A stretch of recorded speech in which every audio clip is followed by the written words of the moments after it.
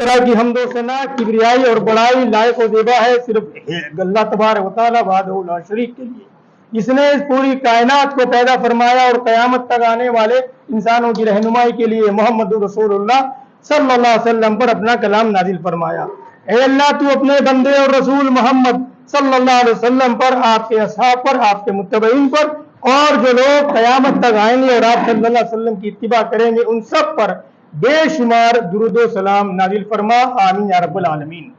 बुजुर्गों, दोस्तों, भाइयों, 1445 हिजरी का ये पहला महीना जिसका नाम मुहर्रम है और उसकी आज 9 तारीख है। इससे कबल भी मुहर्रम के रोजे के ताल्लुक से बात की है, इंशाअल्लाह आज भी उस पर बात होगी। आज के खुतबा जुमा में जिस बात पर तज़किरा करना है वो एक ऐसी चीज है कि चाहे अमीर हो, गरीब हो, शहर का हो, गांव का हो, काला हो, गोरा हो, छोटे कद का हो, बड़े कद का हो, औरत हो या मर्द हो, सब के सब उस चीज से जूझ रहे हैं। सिर्फ फर्क इतना है कि कहीं कुछ कम या कुछ ज्यादा, और वो मसला है ज़हनी सुकून का। हर आदमी इसमें मुब्तला है कि मुझे ज़हनी सुकून नहीं है, परेशानियां, उलझने हैं। इसका हल क्या है? कुछ लोग एक ऑप्शन ये रखते हैं कि चूंकि मेरे पास पैसे की कमी है इसलिए मुझे परेशानी है, मेरे पास वो सारे इंतजामात नहीं है जो एक पैसे वाले के पास है। लेकिन जो तजर्बा है वो ये बताता है कि जिसके पास पैसा है, माल दौलत है, नींद तो उसको भी नहीं आ रही, उसको सुकून और उलझने तो छोड़िए, उसको नींद के लिए गोली खानी पड़ती है, बल्कि गोलियां खानी पड़ती हैं, गोली नहीं गोलियां खानी पड़ती, तब जाके तो उसको नींद आती है। और ज़हनी उलझन और सुकून तो आप छोड़ ही दीजिए। तो ये सबके लिए है। जैसे मैंने पहले कहा कि फर्क इतना है कि कम और ज्यादा, किसी के पास कम है, किसी के पास ज्यादा है। लेकिन क्या हमने कभी इस मसले को ये जानने की कोशिश की कि इसमें इस्लामी तालीमात क्या है? इस्लामी तालीमात हमें इसमें क्या रहनुमाई देती है? क्या हम में से कभी किसी ने कोशिश की? अगर कोशिश की तो बहुत अच्छी बात है, और नहीं की तो हम गलत ट्रैक पर थे। वो ट्रैक जो था वो गलत गाड़ी के लिए है, वो गाड़ी सही सीधी कभी जा ही नहीं सकती। इसलिए हमें देखना चाहिए कि सही रास्ता कौन सा है ताकि हम भी उसको अपनाएं और उस पर अमल करने की कोशिश करें। तो कुरान और हदीस में अगर हम तलाश करें तो उसमें यह मिलता है। कुरान करीम सूरह अल-फतह आयत नंबर 4, उसमें कहा गया है कि अल्लाह वो है जिसने ईमान वालों के दिलों में सुकून और इत्मीनान उतारा। कुरान कह रहा है, ये किताब, ये अल्लाह का कलाम जो मेरे घर में भी है और आप सबके घर में भी है। इसमें सूरह अल-फतह और आयत नंबर 4, अल्लाह वो है जिसने ईमान वालों के दिलों में सुकून और इत्मीनान उतारा। और सही बुखारी की हदीस 3034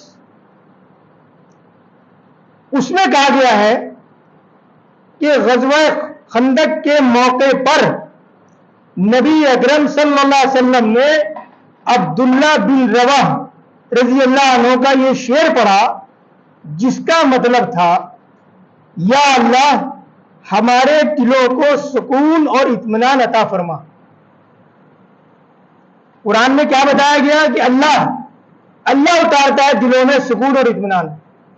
اور صحیح بخاری کی حدیث جس میں اللہ کے نبی صلی اللہ علیہ وسلم نے ایک صحابی کا شعر پڑھا اور اس کا مطلب یہ تھا کہ اے اللہ سے مانگ رہے ہیں کہ اے اللہ ہمارے دلوں میں سکون اور اطمینان عطا فرما۔ تو اس سے یہ معلوم ہوتا ہے کہ ہماری ذہنی الجھنوں کا جو مداوع ہے، جو حل ہے، وہ رب کی طرف ہے۔ اس لیے ہم اپنے رب کی طرف جھکیں، اس سے مانگیں، اس سے گروائیں۔ اور قرآن کریم کی سورہ نمبر 13 اور آیت نمبر 28، اسی قرآن میں آگے چل کے سورہ نمبر 13 اور آیت نمبر 28 میں ایک بالکل صاف طور پر، ایک واضح طور پر اللہ تعالیٰ نے پیغام دے دیا۔ کیا کہا؟ یاد رکھو۔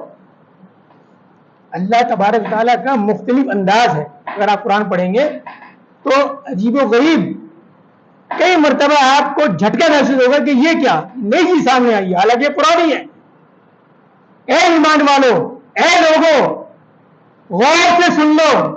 مطلب کئی جگہ پر الگ الگ انداز میں بیان کیا گیا ہے۔ یہاں پر ہے یاد رکھو، اس سے کہا جا رہا ہے مجھ سے اور آپ سے، ایمان والوں سے۔ یاد رکھو، اللہ کے ذکر سے ہی دلوں کو تسلی حاصل ہوتی ہے۔ اللہ تعالیٰ کہہ رہا ہے کہ یاد رکھو، تمہیں یہ بات یاد رکھنی چاہیے۔ تم کہاں ادھر ادھر بھٹکے چلے جا رہے ہو کہ مجھے زیادہ پیسہ مل جائے تو اس سے مجھے آرام مل جائے گا، آشائش مل جائے گی، نہیں ملنے والی۔ ہم اپنی بنائی ہوئی چیزوں میں آرام اور سکون تلاش کر رہے ہیں۔ دوبارہ سنیے اس بات کو،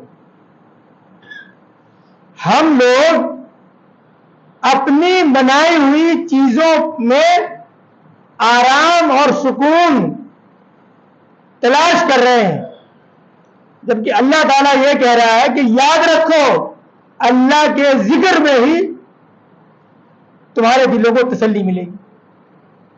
آخری بات تو یہ جو میں نے آپ کے سامنے کہی، تو ہم کو اپنی گاڑی جو ہے وہ صحیح راستے پر لانے کے لیے ان قرآن کریم کے جو الفاظ ہیں اس کو دھیان میں رکھنا پڑے گا، جیسا کہ اللہ تعالیٰ نے کہا کہ یاد رکھو۔